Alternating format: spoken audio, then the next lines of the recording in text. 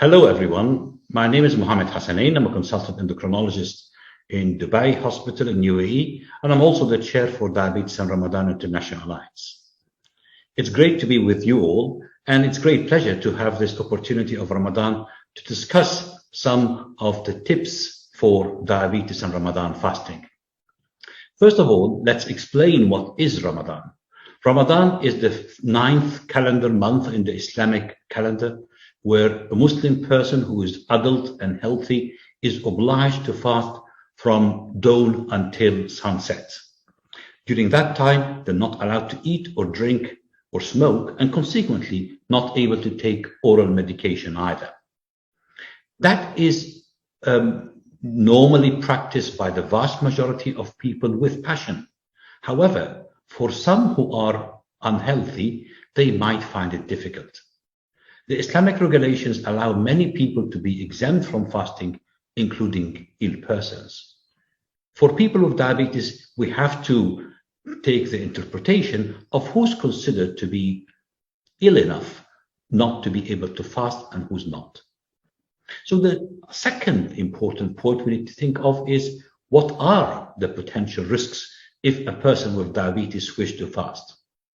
Again, I confirm that the vast majority will have no issues, but for some, fasting from dawn until sunset would imply the possibility of increased risk of hypoglycemia. Also, for those who are exposed to the heat and doing a physical job, dehydration could be an issue, especially for those who are maybe having diuretics or have renal problems. Lastly, after a long fast, many people overindulge, and many people during the month of Ramadan have an excessive intake of food that is rich in carbohydrate and sugar. So consequently, high blood glucose levels are also a potential challenge.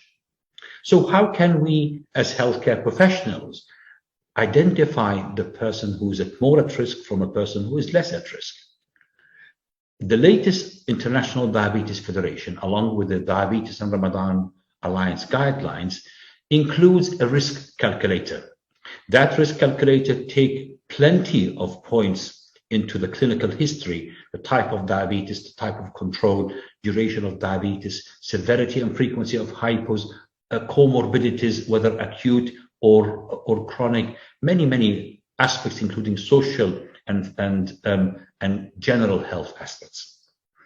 And with that, you'll be able to decide on whether your person with diabetes is low, moderate, or high risk. And this is also approved by the religious authorities.